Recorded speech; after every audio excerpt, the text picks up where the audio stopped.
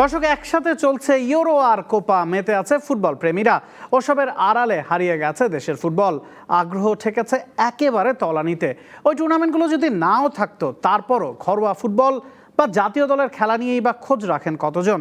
তারকা ফুটবলার না থাকা তার সবচাইতে বড় কারণ। সমস্যা নিরসনে কি করছে বাফুফে? যেখান থেকে খেলোয়াড় উঠে আসার কথা, সেই একাডেমিগুলোর হালই বা কি? সেসব নিয়ে কথা বলবো ডিবিসি নিউজের সাপ্তাহিক আয়োজন খেলা নিয়ে নতুন খেলার আরও একটা ব্র্যান্ড নিউ এপিসোডে। আপনাদের সবাইকে স্বাগত জানাচ্ছি। আমি নাবিল কাসের। আমাদের সাথে ইতিমধ্যে তিনজন অতিথি যুক্ত হয়েছেন। আছেন বাফুফের সহ সভাপতি ও ডেভেলপমেন্ট কমিটির চেয়ারম্যান আতাউর রহমান ভূঁইয়া মানিক। আছেন বাংলাদেশ জাতীয় দলের দীর্ঘ সময় অধিনায়কত্বের দায়িত্ব পালন করা সুপারস্টার আমিনুল হক। আছেন বাংলাদেশ জাতীয় দলের বর্তমান ম্যানেজার ইকবাল হোসেন। তিনজনকে স্বাগত জানাচ্ছি ডিবিসি নিউজের সাপ্তাহিক আয়োজন খেলা নিয়ে নতুন খেলায়। আতাউর রহমান মানিককে দিয়ে শুরু করতে চাই। আমরা আসলে দেখছি যে ইউরো কোপা নিয়ে দেশের ফুটবল প্রেমীরা ব্যস্ত। ঘরোয়া ফুটবলটা শুরু হয়েছিল, বিপিএলটা মাঠে গড়ানোর পরপরই আসলে যতটুকু বোঝা যাচ্ছে যে মাঠের দুরবস্থার কারণেই খেলাটা পিছিয়ে দেওয়া হয়েছে।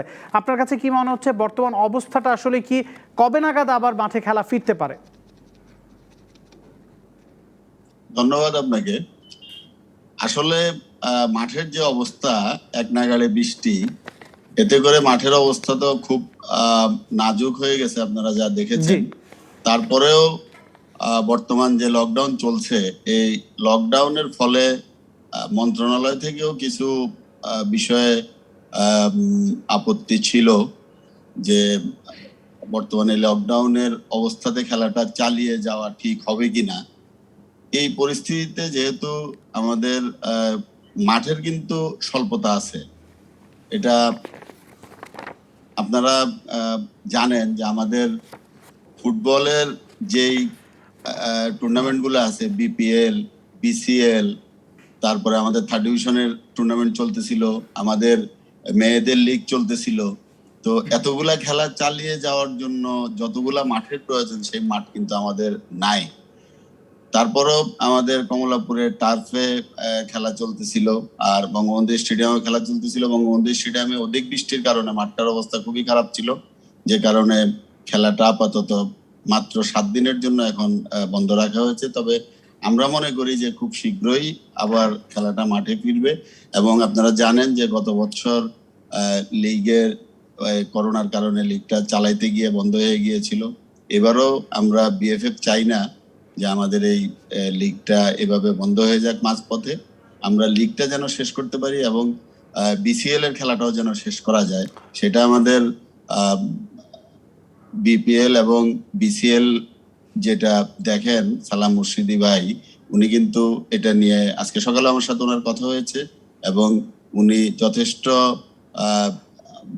মানে আন্তরিকভাবে চেষ্টা করছেন যেন খেলাগুলা শেষ হয়। এবং আপনারা যেটা ভাবছেন যে মাঠে আবার খেলা গড়াবে কবে, পরিস্থিতির উপরেই কিন্তু নির্ভর করবে যে আসলে মাঠে খেলাটা কিভাবে গড়াবে বা আমি গড়াতে একটু পারবে। সাথে যদি যোগ করি, আতাউর রহমান মানিক, শুধুমাত্র মাঠের দুরবস্থার কারণে কি খেলাটা বন্ধ হয়েছে কিনা? কারণ মানুষের মনে আসলে প্রশ্ন জেগেছে যে লকডাউনের কারণে এটার উপর কোনো প্রভাব পড়বে কিনা। কারণ আমরা যতটুকু জানতে পেরেছি যে লকডাউনের কারণে খেলা বন্ধ হয়নি, এমনটা আপনারা কথা বলে ব্যবস্থা করেছেন।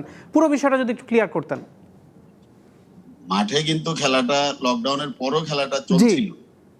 এরপর লকডাউনের সাথে আসলে সম্পর্ক আছে কিনা? সম্পর্ক আছে অবশ্যই।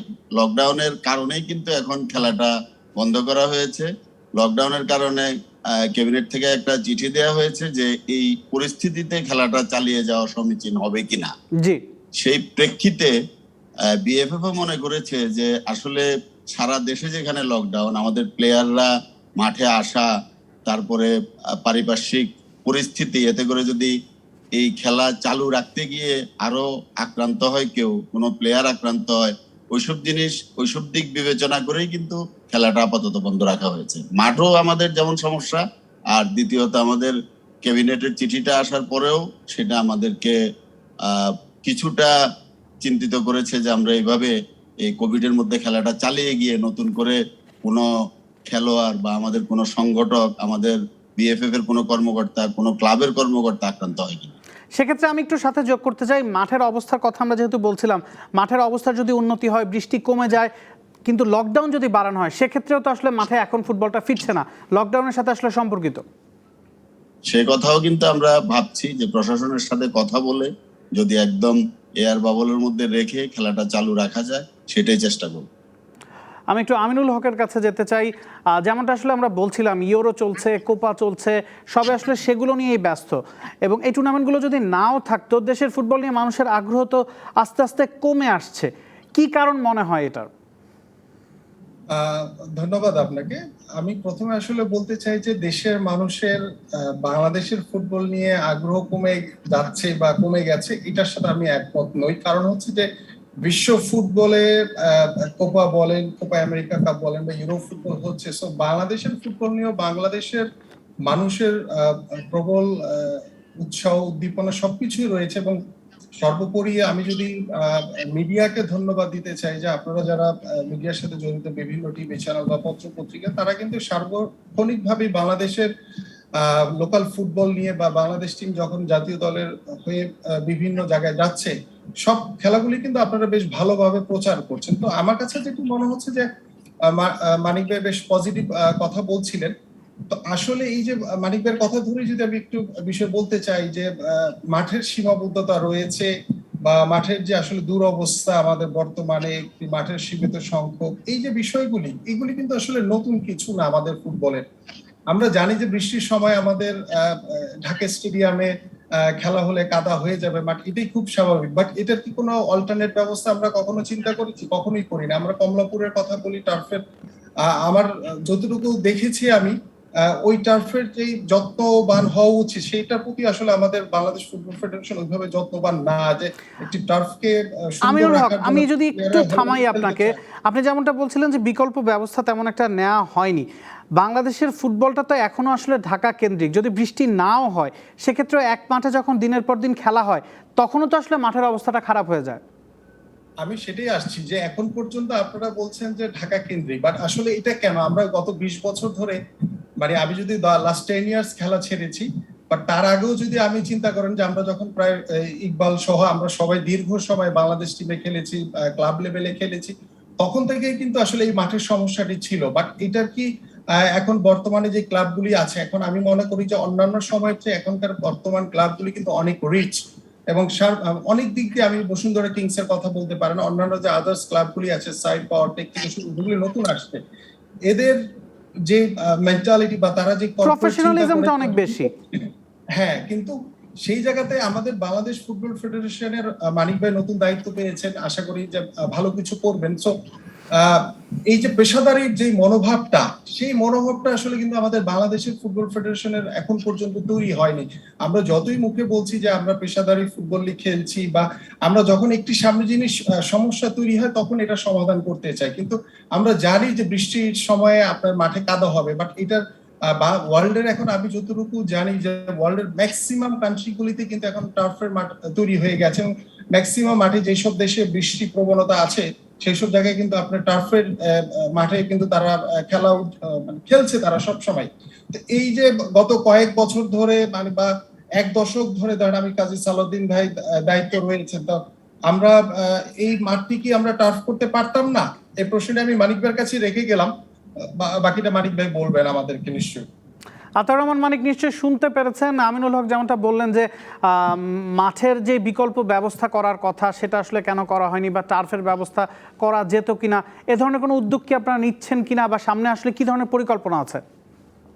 আমি একটা বিষয় বলি, যেহেতু এখানে ইকবালও আছে, আমিনুল ভাই যেটা বললেন, আমাদের যে খেলাগুলো এখন হচ্ছে, আমাদের যে পরিমাণ খেলার যে সংখ্যা আর মাঠের যে অবস্থা, এটা আপনি ধরে নিতে পারেন যে এটা সামঞ্জস্যপূর্ণ না।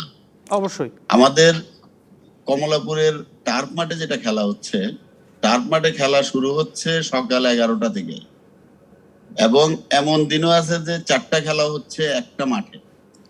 এখন যদি আমি একটা এই প্রশ্ন আপনাদের সাংবাদিক ভাইদেরকে বলি, যে প্রশ্নটা তো স্বাভাবিকভাবেই সবার মনে আসতে পারে, যে একটা মাঠে যদি 4টা খেলা হয়, এই টার্ফ যখন তৈরি হয়েছে, এই টার্ফটা তো নিশ্চয়ই একটা লংজিভিটি আছে। এই টার্ফটা কতগুলা খেলা, কত ঘন্টা খেলতে পারবে, এটারও তো একটা সীমাবদ্ধতা আছে। আমার যদি প্রতিদিন 4টা খেলা হয়, ঢাকা স্টেডিয়ামে, বঙ্গবন্ধু স্টেডিয়ামে আমাদের যে খেলা হচ্ছে, বঙ্গবন্ধু স্টেডিয়ামে কিন্তু 2টা খেলা, একদিনে 2টা খেলা হচ্ছে। তাহলে আপনি বলেন যে এটা তো টার্ফ মাঠ না, এখানে 2টা খেলা হওয়ার পরে এটা বৃষ্টি না হলেও কি এই মাঠটা ঠিক রাখা সম্ভব? সেটাই আমরা আসলে বলছি যে ঢাকা কেন্দ্রিক হয়ে পড়াতেই তো সমস্যাটা। আমরা জানি যে বিপিএল এর দল বলুন বা বিসিএল এর দল বলুন, ঢাকার বাইরে যাওয়ার ব্যাপারে তাদের একটা অনীহা সবসময় কাজ করে। বাফুফে আসলে প্রেসারাইজ করে না কেন? এটা কিন্তু সঠিক না। আপনার প্রত্যেকটা ক্লাবই কিন্তু ঢাকার বাইরে যাওয়ার জন্য কারোই অনীহা নেই, কিন্তু অনীহার প্রশ্নটা আসছে এখন কোভিড এর কারণে। এখন যেহেতু এই কোভিড এর কারণে আমরা বাইরে মানে দূরে গিয়ে পারতেছি না, তারপরে কিন্তু আমরা কুমিল্লা, তারপরে টঙ্গীতে আমরা কিন্তু খেলাগুলো চালিয়ে যাচ্ছি। আমরা কিন্তু বসে নাই, আমরা কিন্তু ক্লাবগুলো বাইরে যেতে চাই, আমরাও বাইরের মাঠগুলো ঠিক রাখতে চেষ্টা করি, কিন্তু আমাদের সবচেয়ে বড় কথা যে আমাদেরকে মাঠ আরো বাড়াইতেই হবে, এর বিকল্প আমাদের নাই। আমি একটু ইকবাল হোসেনের কাছে ফিরতে চাই। আমরা মাঠ নিয়ে কথা বলছিলাম এবং বর্তমানে ঘরোয়া ফুটবলটা বন্ধ আছে, কিভাবে আসলে ফেরানো যায় সেই বিষয়টা নিয়ে কথা বলছিলাম। একটু সাথে জাতীয় দলের প্রসঙ্গ আনতে চাই। আপনি জাতীয় দলের ম্যানেজারের বর্তমানে দায়িত্ব পালন করছেন, কাতার থেকে আপনারা ঘুরে আসলেন, বায়োবাবলের প্রসঙ্গ এসেছে। ওভারঅল যদি আসলে আপনাকে বলা হয় যে বিশ্বকাপ বাছাই পর্বটা যে বাংলাদেশ শেষ করলো 5 নম্বরেই থেকেছে, 2টা ম্যাচ তারা ড্র করেছে, আপনাদের আসলে মূল্যায়ন কি? কতটুকু ভালো খেলেছে বাংলাদেশ এবং কি কি পেল এবং সন্তুষ্ট কিনা আপনারা? ধন্যবাদ আপনাকে। আমি আসলে প্রথমে বলবো যে আমাদের যেটা টার্গেট ছিল আমরা এশিয়া কোয়ালিফাই করা, আমরা যেহেতু সেটা করতে পেরেছি এজন্য আমি ধন্যবাদ জানাই সবাইকে। আমার প্রাক বাছাই কোয়ালিফিকেশন করা, জি প্রাক বাছাই কোয়ালিফাই, এর জন্য ধন্যবাদ জানাই সবাইকে। আর আরেকটা জিনিস বলতে চাই, আমরা কাতারে গিয়ে প্রথম ম্যাচ যেটা খেলেছি আফগানিস্তানের সাথে, আমি বলবো যে আসলে ওই ম্যাচটা আমার দৃষ্টিতে, যেহেতু আমি একজন সাবেক ফুটবলার ছিলাম, আমার দৃষ্টিতে আমার মনে হয়েছে যে ঠিক আছে ওই ম্যাচটা হয়তো আমরা ভালো খেলেছি। এরপরের ম্যাচটা, যে ম্যাচটা আমরা ইন্ডিয়ার সাথে খেলেছি, আমরা চেষ্টা করেছি হয়তো আমাদের বেস্ট যেটা এটা দিতে, কিন্তু তথাপিও আমরা হয়তো 78 মিনিট পর্যন্ত খেলাটা আমাদের গোল শূন্য ড্র ছিল। এরপর আমরা 2টা গোল রিসিভ করি। ফার্স্ট গোল রিসিভ না হলে হয়তো সেকেন্ড গোলের কথা বলা যেত না। তারপর আমি বলবো ওই ম্যাচটা আমরা তুলনামূলক ভাবে আগের ম্যাচ যা খেলেছি তার চেয়ে একটু খারাপ খেলেছি। আর ওমানের ম্যাচের কথা বলবো আমি, ওমানের ম্যাচে ইনজুরিতে ছিল, কোভিড সমস্যা ছিল, সেটার প্রভাবও তো পড়েছে। ওমানের ম্যাচের কথা আমি আপনাকে বলবো, ওমানের ম্যাচটাতে আমাদের কিছু প্লেয়ারদের কার্ড সমস্যা ছিল, ইনজুরি সমস্যা হয়েছে, যার কারণে আমরা হয়তো আমাদের ফুল একাদশ নিয়ে নামতে পারিনি। তারপরেও আমি বলবো যে ওমানের ম্যাচটাকে আমি বলবো আমাদের পজিটিভ দিক, যেহেতু আমাদের ছেলেরা ওমানের ম্যাচে ভালো করার চেষ্টা করেছে। নতুন যারা খেলেছে, আপনি চিন্তা করবেন এই ন্যাশনাল টিমে 3-4টা প্লেয়ারের ডেবু হয়েছে। তা আমি আসলে আমিনুল আমার সাথে অনেকদিন ফুটবল খেলেছে ন্যাশনাল টিমে, আমাদের ক্লাব লেভেলে। আমি বলবো যে আসলে একটা প্লেয়ারকে খেলতে দেওয়া উচিত, যখন তার ডেবু হয় তাকে অবশ্যই খেলতে দেওয়া উচিত। তো আমি মনে করি আমাদের যেহেতু ডেবু হয়েছে, আমাদের প্লেয়ারদেরকে যদি আগামীতে খেলার সুযোগ দেওয়া হয়, ইনশাআল্লাহ আমাদের এই প্লেয়াররা, যারা তরুণ প্লেয়াররা আছে, আমার বিশ্বাস তারা ভালো করবে। আমি একটু আমিনুল হকের কাছে যেতে চাই। আপনার বিশ্লেষণ আসলে কি? বাংলাদেশ প্রতিটা দলের সাথেই 2বার করে খেলেছে, এখন পর্যন্ত 2টা ড্র তারা করতে পেরেছে এবং পয়েন্ট টেবিলের তলানিতেই বাংলাদেশ শেষ করেছে। তবে ইকবাল হোসেন যেমনটা বললেন যে তাদের যে টার্গেট ছিল প্রাক বাছাইয়ে কোয়ালিফিকেশন করা, সেটা পূরণ হতে তারা সন্তুষ্ট। আপনার কাছে কি মনে হয় বাংলাদেশ দলের বর্তমান অবস্থাটা কি? সময়ের সাথে সাথে যে এগোনোর ব্যাপার, সেটা কি আসলে এগোচ্ছে কিনা? আমরা দেখেছি এখন বাংলাদেশ 90 মিনিট আসলে সমানতালে লড়তে পারে, খেলোয়াড়দের ফিটনেস লেভেল অনেক ইমপ্রুভ করেছে। তারপর স্কিলের দিক থেকে ঘাটতি দেখছেন কিনা, বা বর্তমানে আসলে যেটা এক্সপেক্টেড সেই লেভেলে পৌঁছাতে পেরেছে কিনা? আসলে আমি প্রথমে ইকবাল ভাইয়ের একটি কথা রেশ ধরে বলতে চাই যে প্রাক বাছাইয়ের যে বিষয়টি আপনিও বলছিলেন যে বাংলাদেশ টিম কিন্তু কখনো প্রাক বাছাই খেলার জন্য কোয়ালিফাইং করে নাই। এটা কিন্তু মানে নতুন ভাবে আমরা শুনছি বা দেখছি যে প্রাক বাছাই খেলার জন্য বাংলাদেশ টিমকে কোয়ালিফাইং খেলতে হয়, বা ওয়ার্ল্ড কাপ যে কোয়ালিফাইং রাউন্ডের যে ম্যাচগুলি তারা খেলেছে বাছাইয়ের, সেই ম্যাচের উপর ডিপেন্ড করে বাংলাদেশ টিম পরবর্তী এশিয়া কাপ যে প্রাক বাছাই হবে সেটাতে তারা পার্টিসিপেট করতে পারবে। তা আমি আসলে বাংলাদেশ টিমের আফগানিস্তানের সাথে ম্যাচ খেলার পরে বাংলাদেশের পত্র পত্রিকা বা আমার খেলোয়াড়দের ভিতরে বা মিডিয়ার মাধ্যমে যেটা জানতে পেরেছি, সবার ভিতরে একটা আত্মতুষ্টি ফিরে আসছে যে আমরা আফগানিস্তানের সাথে ড্র করেছি। তা আফগানিস্তানের সাথে ড্র করেছি, এটা কিন্তু খুব ভালো রেজাল্ট আমাদের জন্য না, বাট আফগানিস্তানকে আমরা হারাবো বা এই চিন্তা ভাবনা নিয়ে কিন্তু আসলে বাংলাদেশ টিম পার্টিসিপেট করে সব সময়। আমরা আমাদের সবচেয়ে বড় মানে অপোনেন্ট হচ্ছে সবসময় ইন্ডিয়া। তো ইন্ডিয়ার সাথে আমরা কি ম্যাচ খেললাম তারপরে পরবর্তীতে আমরা ওমানের সাথে কি ম্যাচ খেলাম, আমি আসলে রেজাল্টের ভিতরে যাব না। আমার বিষয়টা হচ্ছে যে যেটি আপনাদের আজকে হেডিংই ছিল যে তারকা ফুটবলার বা আমাদের দেশের যে ফুটবলের যে অবস্থান, বর্তমান যে অবস্থা, সেটা নিয়ে আলোচনা। তো আমার কাছে যেটি মনে হয় যে বাংলাদেশের আমাদের যে পাইপলাইনে প্লেয়ার দরকার বা আমাদের যে আপনিও বলছিলেন যে আমাদের ফুটবলটা ঢাকা কেন্দ্রিক, এই যে ঢাকা কেন্দ্রিক না হয়ে সারা বাংলাদেশ ব্যাপী যে ফুটবল বা আমাদের যে ক্লাবগুলি দেখেছি যে বিভিন্ন ভেন্যুতে গিয়ে তারা ফুটবল ম্যাচ খেলেছে, তো ওইখানকার যে সাড়া পেয়েছি, বাট ঢাকার মাঠে কিন্তু সেই সাড়াটা বাংলাদেশের ফুটবল এখন পর্যন্ত পায় না। অবশ্যই কেন? এবং পাশাপাশি আমাদের বাংলাদেশের যে প্রত্যেকটি পাইপলাইনে যে আমাদের প্লেয়ার দরকার আরো প্রচুর, যাতে আরো নতুন তারকা ফুটবলার বের হয়ে আসতে পারে। এবং ইকবাল ভাই যেটি বলছিলেন যে আসলে যারাই নতুন খেলছে তাদেরকে সুযোগ দেওয়া উচিত, ডেফিনেটলি তাদের সুযোগ দেওয়ার কোনো বিকল্প নেই। বাট আমার দরকার কি, আমার বাংলাদেশ টিমের দরকার হচ্ছে রেজাল্ট। এখন আমি একটি বিষয় খুব গুরুত্ব সহকারে একটি বিষয়, যেহেতু মানিক ভাই দায়িত্বশীল একজন আছেন বাংলাদেশ ফুটবল ফেডারেশনে, আমরা সব সময় দেখেন আফগানিস্তান কিংবা ইন্ডিয়া কিংবা ওমান, তারা আমাদের যে লাস্ট কাতারে যে ম্যাচটি হলো তার আগে কিন্তু তারা বেশ কয়েকটি ইন্টারন্যাশনাল ম্যাচ খেলেছে, হ্যাঁ, অনেক ভালো ভালো দেশের সাথে খেলে এসছে। তারপরও তারা কিন্তু দেখা গেছে যে আফগানিস্তান বাংলাদেশের সাথে ড্র করেছে, আইদার ইন্ডিয়া বাংলাদেশের সাথে জিতেছে বা আমরা ওমানের সাথে হেরে গেছি। তা আমার বলার উদ্দেশ্য হচ্ছে যে আমরা যাওয়ার আগে প্রস্তুতি ম্যাচ খেলেছি শেখ জামাল, আইদার আমাদের লোকাল টিমের সাথে। এখন এটা করে কিন্তু আমরা দেখা যাচ্ছে যে ওইখানে গিয়ে যে রেজাল্ট করেছি তাতেই আমরা সন্তুষ্ট। বাট এখানে সন্তুষ্টর বিষয় না, আমি যেটি বলতে চাই যে আমাদের রেজাল্ট কি হইলো বা আগামী 1 বছর বা 2 বছর পরে আমাদের বাংলাদেশের ফুটবল কোথায় যাবে সেটা নিয়ে আমরা ভবিষ্যতেও দেখতে পাই না।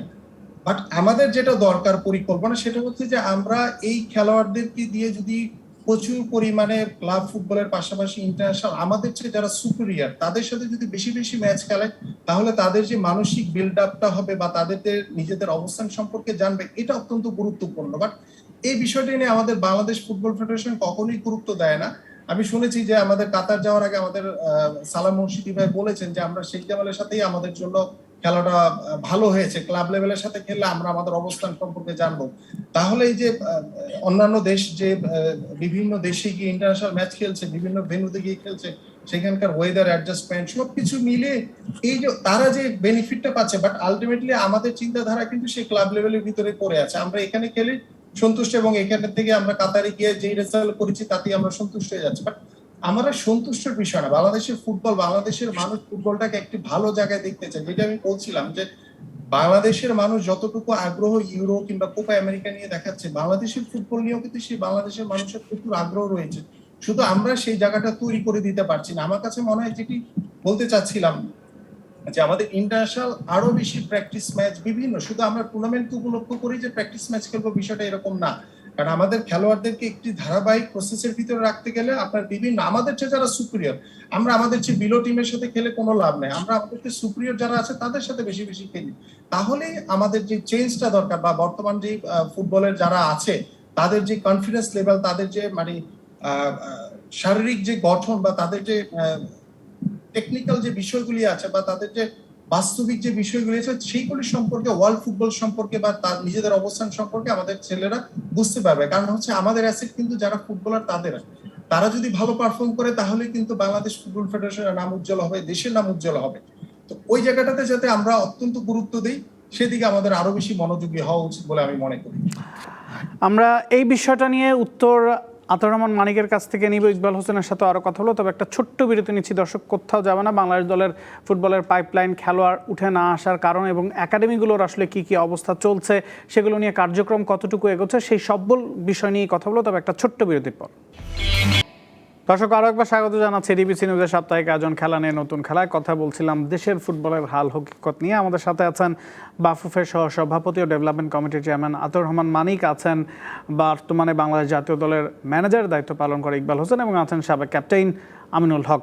আতাউর রহমান মানিককে দিয়ে শুরু করতে চাই। যেমনটা আসলে আমিনুল হক বলছিলেন যে বাংলাদেশ জাতীয় দল যখন কাতারে বিশ্বকাপ বাছাইয়ের ম্যাচগুলো খেলতে গেল, তার আগে আমরা শুনেছিলাম কাতারে বিশ্বকাপ বাছাইয়ের প্রস্তুতি ম্যাচ খেলা হবে, এরপরে সেটা সৌদি আরবে ট্রান্সফার করা হয়েছিল, তবে শেষমেশ আসলে ঘরেই শেখ জামালের সাথে খেলতে হয়েছে। আপনারা বিভিন্ন চেষ্টাই করেছিলেন, কোভিডের কারণে কি আসলে সেগুলো বাস্তবায়ন করা যায়নি? এছাড়া আর অন্য কোনো ঘটনা আছে কিনা, এবং সব মিলে আপনার কাছে আসলে বাংলাদেশ দলের পারফরমেন্স কেমন লেগেছে, আপনারা সন্তুষ্ট কিনা?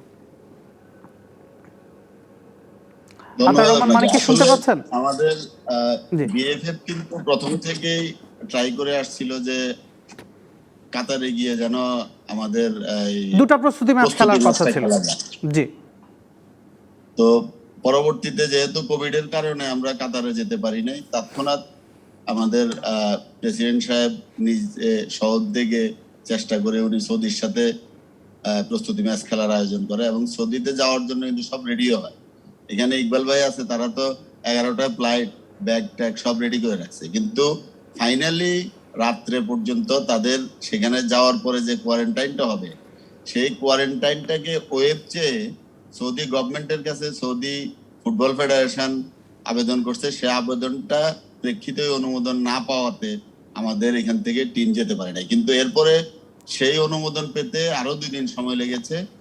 ততক্ষণে কিন্তু আমাদের অনেকগুলা দিন গড়িয়ে গেছে, যে কারণে সেই অল্প সময়ের মধ্যে প্লেয়াররা গিয়ে সৌদি জার্নি করে সেখান থেকে আবার কাতার আসা, এটা একটা প্রেসার পড়বে প্লেয়ারদের উপরে, যে কারণে পরবর্তীতে সৌদি যাওয়াটাও ক্যান্সেল করা হয়। তখন সিদ্ধান্ত হয় যে ঠিক আছে, আমরা দেশে আমাদের লোকাল একটা ক্লাবের সাথে প্রস্তুতি ম্যাচ খেলবো। সেই ম্যাচটা পরে শেখ জামালের সাথে খেলা হয়েছিল। আর আরেকটা বিষয় আমি যেটা আপনি প্রশ্ন রেখেছেন যে আমাদের যে বাছাই পর্বের খেলার ব্যাপারে সন্তুষ্ট কিনা, আসলে আমাদের বাংলাদেশ ফুটবল একটা জনপ্রিয় খেলা, নাম্বার 1 খেলা হইলো ফুটবল।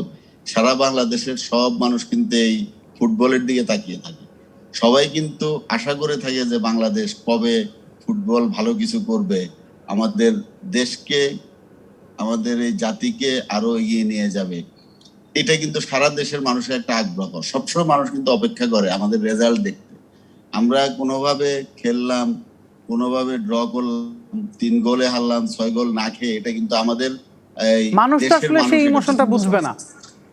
না, মানুষ এটা দেখতে চায় না, মানুষ এটা পছন্দ করে না। আমিও তো এই দেশের একজন নাগরিক, সুতরাং আপনি আমাকে প্রশ্ন করছেন, আমি প্রশ্নটা এইভাবেই আপনাকে জবাব দিব যে এই দেশের নাগরিক হিসাবে আমিও মনে করি যে আমাদের ফুটবলটা আরো এগিয়ে নেওয়া দরকার।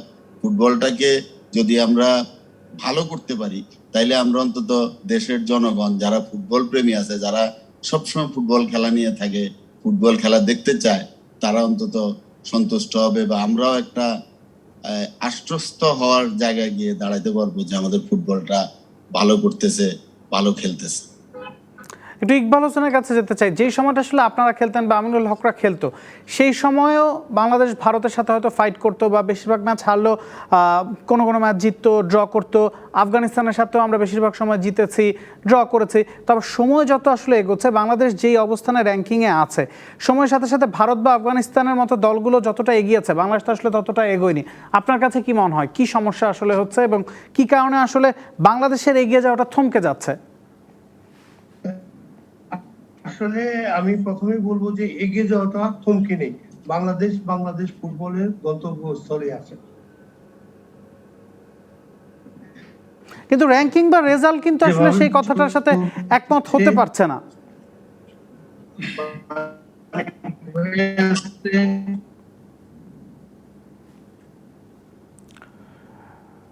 ইকবাল হোসেনের কথা আমরা ঠিকঠাক শুনতে পাচ্ছি না, আমরা কি শুনতে পাচ্ছি? আমার সাথে আমিনুল আছে, মানিক ভাই আছে। আমি বলবো আমরা যখন লিগ ফুটবল খেলেছি তখন কিন্তু আমাদের প্রয়োজন অনেক সাথে যুদ্ধ করতো এবং দল বদল পাচ্ছে তারা 3টা টিম। ইকবাল হোসেনের কথা আমরা ঠিক শুনতে পাচ্ছি না, কেটে কেটে আসছে। হ্যালো ইকবাল হোসেন, কি শুনতে পাচ্ছেন? হ্যালো জি ইকবাল হোসেন, শুনতে পাচ্ছি আমরা, আপনি বলুন। হ্যাঁ শুনতে পাচ্ছেন? জি জি এখন শুনতে পাচ্ছি, আপনি বলুন। হ্যালো জি শুনতে পাচ্ছি। না, আমি বললাম যে আমাদের সময় যে 2-3টা চ্যাম্পিয়ন টিম ছিল, আমরা হয়তো ওই ক্লাবে খেলার জন্য বিভক্ত হয়ে যেতাম। এখন আমিনুল আমার সাথে অনেকদিন ফুটবল খেলেছে। আমি বলবো যে এখন যে ক্লাব লেভেলের যে অবস্থা, এখন ক্লাব লেভেলের অবস্থায় এখন 5-6টা টিম চ্যাম্পিয়নশিপ বাইরে আসে। আমি বলি প্লেয়ারদের মধ্যে প্রতিদ্বন্দ্বিতার সংখ্যা বেড়েছে, ক্লাবগুলোর মধ্যে প্রতিদ্বন্দ্বিতার সংখ্যা বেড়েছে। তো বাংলাদেশ ফুটবলকে যদি আপনি বলতে চান যে ইন্ডিয়ার সাথে যে খেলা বা যা কিছু, ইন্ডিয়ার সাথে সবসময়, হ্যাঁ ইন্ডিয়ার সাথে আমাদের ডু অর ডাই ম্যাচ। দেখেন আপনি যদি ওয়ার্ল্ড কাপের কথা চিন্তা করেন, ওয়ার্ল্ড কাপ লাস্ট ম্যাচ চিন্তা করেন, ওই ম্যাচটা আমরা অসম্ভব ভালো ফুটবল খেলেছি, যেটা কলকাতার সল্টলেক স্টেডিয়ামে আমরা অসম্ভব ভালো ফুটবল ম্যাচ খেলেছি। এই ম্যাচটাতেও আমাদের প্রত্যাশা ছিল আমাদের ছেলেরা ভালো খেলবে, কিন্তু আসলে ভালো ওইভাবে হয়তো খেলতে পারেনি। তবে তারপর আমি বলবো যে হয়তো সিরি মিস্টিকে আমরা 2টা গোল খেয়েছি। তবে আমার বিশ্বাস যে যদি ইন্ডিয়ার সাথে আবারও খেলা হয়, বা আমাদের এই যে প্রপার যে প্রিপারেশন, যে আপনি একটি কথা বলেছেন যে এখানে যে মানে কাতার যাওয়ার আগে আমাদের প্র্যাকটিস, তবে আমরা কাতার যাওয়ার আগে আমাদের সৌদিতে যে কোনো সমস্যার কারণে কোভিড এর এই রেজাল্ট না পাওয়ার কারণে আমরা যেতে পারিনি, কিন্তু আমরা কিন্তু একটা উষ্ণ পরিবেশ, আমাদের কিন্তু একটা ভালো পরিবেশে আমরা প্র্যাকটিস করেছি। ওই সময় ঢাকাতেও প্রচন্ড গরম ছিল, এবং আমরা কাতার গিয়ে যখন অনুশীলন করেছি, আমরা কিন্তু একটা সময় দেখেছি যে আমরা 40, 42, 44 ডিগ্রি সেলসিয়াসে প্র্যাকটিস করতেছি। কিন্তু একটু যদি আমি থামাই, এই করোনার মধ্যেও কিন্তু অন্যান্য দেশগুলো ইন্টারন্যাশনাল প্রীতি ম্যাচ খেলেছে, এবং আমাদের দলের ফুটবলাররাও বাংলাদেশে থাকা অবস্থায় বলেছেন যে এটা আসলে বাফুফের দায়িত্ব, এবং এই কারণে প্রভাব পড়তেই পারে যেহেতু ইন্টারন্যাশনাল ম্যাচ তারা পাচ্ছে না। আপনি আসলে কতটা একমত? ইন্টারন্যাশনাল ম্যাচের ক্ষেত্রে বলবো যে আসলে দেশের ওয়ার্ল্ডের যেখানে খারাপ অবস্থা, ওইখানে আমরা আমরা বাংলাদেশ ফুটবল ফেডারেশন সর্বাত্মক চেষ্টা করেছে এই ম্যাচগুলো আয়োজন করার, চেষ্টা করেছে, এতে কোনো সন্দেহ নেই। আমাদেরকে কিন্তু প্রথম অবস্থায় 18 তারিখ কাতার যাওয়ার জন্য আমাদের প্রিপারেশন ছিল, যেহেতু পারিনি এরপরে 22 তারিখে আমাদের সৌদি যাওয়ার কথা ছিল। তবে আমি বলবো আদার্স দেশগুলোর কথা বলবো যে আসলে দেখেন যে যেখানে বলেন আফগানিস্তান বা এরা কিন্তু ওদের দেশে প্র্যাকটিস করে না। এদের যে প্লেয়ারদের কথা আমিনুলও বলেছে, যে এদের যে প্লেয়ারদের কথা, তারা কিন্তু ম্যাক্সিমাম প্লেয়ার ইউরোপ ফুটবল খেলে, তারা কিন্তু ম্যাক্সিমাম প্লেয়ার ইউরোপ ফুটবল খেলে। তো আমি বলবো যে আসলে তাদের সাথে আমাদের যে আমরা যখন হয়তো ফুটবল খেলেছি আমি, তখন হয়তো আমাদের সাথে তাদের ওই রকম ডিস্টেন্স ছিল না, কিন্তু এখন আফগানিস্তানের সাথে আমাদের আফগানিস্তানের ফুটবলারদের ইউরোপ ফুটবলের একটা ধাপ চলে এসেছে, ম্যাক্সিমাম ফুটবল ইউরোপ ফুটবল খেলে। এর জন্য আমি বলবো যে আসলে ওই ফার্স্ট ম্যাচের কথা যেটা আমি বলেছি, যে আমাদের ছেলেরা কিন্তু ফার্স্ট ম্যাচটা ভালো করেছে, এই কারণে ভালো করেছে যে আফগানিস্তানের সাথে এক গ্রুপ হওয়ার পরে যেভাবে ছেলেরা ব্যাক করেছে, এটা আমি বলবো যে অবশ্যই ভালো ম্যাচ করেছে। এবং আমাদের প্রত্যাশাটা বেশি ছিল ইন্ডিয়ার ম্যাচে, যেহেতু ইন্ডিয়া আমাদের ডু অর ডাই ম্যাচ, এটা আমরা যখন ফুটবল খেলেছি তখন থেকে এটা চিন্তা করেছি, এবং এখনো চিন্তা করি যে ইন্ডিয়ার সাথে যে কোনো কিছু ঘটতে পারে। তো আসলে আমরা লাস্ট ম্যাচ পারিনি, তারপর ওয়ার্ল্ড ম্যাচের কথা বলবো না, ইন্টারন্যাশনাল ম্যাচ করার কথা যেটা বলছেন, আসলে এই দেশের এই সার্বিক পরিস্থিতির কারণে হয়তো আমরা এইভাবে ম্যাচটা বাংলাদেশ ফুটবল আয়োজন করতে পারি, তাদের চেষ্টার কোনো কমতি ছিল না। আমি একটু আমিনুল হকের কাছে যেতে চাই, আমরা আপনি যেটা বললেন সেটারই প্রসঙ্গ টেনে আমিনুল হকের কাছে জানতে চাই, যেমনটা আসলে তিনি ইকবাল হোসেন বলছিলেন যে আফগানিস্তান বা ভারতের অনেক প্লেয়ার হয়তো দেশের বাইরে খেলেন, একটা ইউরোপিয়ান ধাঁচ তাদের ফুটবলে এসছে, বাংলাদেশে তো আসলে সেটা আসেনি। এর কারণ স্কিলের যে উন্নয়নটা ঘটা দরকার ছিল সেটা নিশ্চয়ই ঘটেনি, এবং বার্নিং করছেন হচ্ছে বাংলাদেশ দলে এখনও কিন্তু আর সেরকম সুপারস্টার মানের ফুটবলার তৈরি করতে পারছে না। জামাল ভুঁইয়া ছাড়া যদি আপনি বলেন, সেভাবে আসলে লাইমলাইটে থাকা খেলোয়াড়েরও অভাব আছে। আপনাদের সময় আমরা দেখেছি বা পুরনো আমলেও আমরা দেখেছি, লাইমলাইটে থাকা অ্যাটলিস্ট 4-5 জন খেলোয়াড় যদি না থাকে, সেক্ষেত্রে আসলে সেটা কিসের ইঙ্গিত বহন করে? ওয়েল, আসলে ইকবাল ভাই যেটি বলছিলেন যে আফগানিস্তান কিংবা আফগানিস্তানের অনেক প্লেয়ার ইউরোপ খেলে, এটা বাস্তব সত্যি কথা। এবং ইন্ডিয়ার যেহেতু একটা ফুটবল স্ট্রাকচার ওরা কিন্তু অলরেডি দাঁড় করিয়ে ফেলেছে, যে ওরা একটা টার্গেট নিয়ে আগাচ্ছে যে 2026 কিংবা আপনার 2030-এ গিয়ে ওরা বিশ্বকাপ ফুটবল খেলতে চায়, পার্টিসিপেট করতে চায়। সেই ধারাবাহিকতা কিন্তু ইন্ডিয়ান ফুটবল কিন্তু অনেক ডেভেলপ এখন। তো সেই জায়গা চিন্তা করে যদি আমি আবার চিন্তা করি যে ভুটানের কথা যদি চিন্তা করেন আপনি, সাবকন্টিনেন্টের ভিতরে ভুটান, মালদ্বীপ, ওরাও তো অনেকখানি এগিয়ে গিয়েছে, কিন্তু আমরা বাংলাদেশ কেন এখন পর্যন্ত সে আমাদের অবস্থানটা তুলে ধরতে পারছি না। আমরা যখনই আমরা সাব ফুটবল বা আমাদের সাবকন্টিনেন্টে যে কোনো টুর্নামেন্টে আমরা অংশগ্রহণ করেছি, পার্টিসিপেট করেছি, তখন কিন্তু বাংলাদেশ ফাইনাল খেলবে এটা ধরে নিয়েই কিন্তু আমরা আসলে যে কোনো টুর্নামেন্টে পার্টিসিপেট। এখন তো সেটা হয় না, গ্রুপ পর্বে বেশিরভাগ সময় বিদায় নিতে হচ্ছে। এখন এটার হচ্ছে ডিউ টু অনেক কারণ রয়েছে, আসলে এত বিশদ এখানে বলা যাবে না। বাট আমার কাছে যেটি মনে হচ্ছে যে আমাদের লোকাল ফুটবলের দিকে আরো বেশি নজর দেওয়া হচ্ছে। শুধু আমি ঘরোয়া ফুটবল খেলেই কিন্তু আসলে আমাদের ফুটবলের যে আমরা দায়িত্বশীল জায়গায় বসে আমরা দায়িত্ব শেষ করে ফেললাম, এটা বলা আসলে ঠিক হবে না। কারণ হচ্ছে যে আমরা যেমন ইকবালও খেলেছে আমার সাথে, যে আমরা শেরে বাংলা কাপ খেলেছি, সরোয়ার্দী কাপ খেলেছি, তারপরে আমাদের যে লোকাল যে ডিস্ট্রিক্ট বা বিভাগীয় পর্যায়ে বিভিন্ন টুর্নামেন্ট, ওইখান থেকে কিন্তু অনেক ফুটবলার বের হয়ে আসতো। তো এই ফুটবলারদের বের হওয়ার কিন্তু পাইপলাইনটা কমে। যেমন আমাদের সময় একটা বা 2-3টা টিম চ্যাম্পিয়ন টিম করতো, কিন্তু এখন কিন্তু 5-6টা টিম চ্যাম্পিয়ন টিম করছে, বাট ভালো প্লেয়ারের সংখ্যা কম। আমাদের ভালো ক্লাব অনেক বেশি, উঠে ভালো আসছে না প্লেয়ার ফুটবলার। কম। এইসব কারণে কিন্তু বর্তমানে বাংলাদেশের ফুটবলের যদি ইন্টারন্যাশনাল লেভেলের র্যাঙ্কিং বলেন বা লোকাল ফুটবলের যে আমরা তারকা ফুটবলার পাচ্ছি না কেন, এইসব কিন্তু হচ্ছে এইসব কারণে। যেমন আমাদের একাডেমি নাই বাংলাদেশের ফুটবলে, এক বিকি স্পিকে দিয়ে কিন্তু কখনোই বাংলাদেশের ফুটবলের আপনার রিচ, বাংলাদেশ ফুটবল এটা তো একটা প্রতিষ্ঠান, তাই না? তো আমাদের নিজস্ব একাডেমি থাকতে হবে। আপনি মেয়েদের হয়তো একটা একাডেমিক একটা রুলস এর ভিতরে আছে, আমি যতটুকু জানি। এরকম আমাদের ছেলেদের ভিতরে কেন একাডেমির কোনো প্রক্রিয়া তৈরি করা হয়নি কেন এখন পর্যন্ত? বাট সেটার আসলে কি করতে যাচ্ছে? আমি চিন্তা করতে হবে যে আমাকে আগামী 10 বছর পরে বাংলাদেশের ফুটবলটাকে আমি কোথায় দেখতে চাই। এই চিন্তাধারা যদি নিয়ে আমরা না আগাই, তাহলে আসলে বাংলাদেশের ফুটবল 20 বছর আগে যা ছিল বর্তমানে একই অবস্থা থাকবে, এবং আগামী 10 বছর পরে একই জায়গায় আমরা থাকবো। সো দ্যাট আমাদের আজকে বাংলাদেশ ফুটবল ফেডারেশনে মানিক ভাই সহ যারাই আজকে বর্তমানে বাংলাদেশ ফুটবল ফেডারেশনের দায়িত্বশীল জায়গায় রয়েছে, তাদের উচিত হচ্ছে যে আগামী 10 বছরে একটি পরিকল্পনা করতে, যেই পরিকল্পনাটা কেউ তো আর এই চেয়ারে সবসময় বসে থাকবে না, তাই না? এটা ধারাবাহিকতায় চেঞ্জ হবে, হতেই পারে, কিন্তু এই যে ফুটবলের যে ভবিষ্যৎ পরিকল্পনাটা, এটা যাতে যারাই আসবে তারাই যাতে এটাকে ফলো করে। এই পরিকল্পনা নিয়ে আমরা আতাউর রহমান মানিকের কাছে জানবো যে পরিকল্পনাটা আসলে কি, এবং একাডেমির কথা আপনি বলছিলেন একাডেমি নাই, এবং আমরা যতটুকু শুনেছি পরিকল্পনা করা হয়েছে, একাডেমি শুরু হচ্ছে, এটা আসলে আগেও হয়েছিল, কেন আসলে থমকে যায় বারবার, এই বিষয়গুলো নিয়ে জানবো। তবে একটা ছোট্ট বিরতির পর। দর্শক, একটা ছোট্ট বিরতির পরে আরো কথা বলবো, সাথেই থাকুন।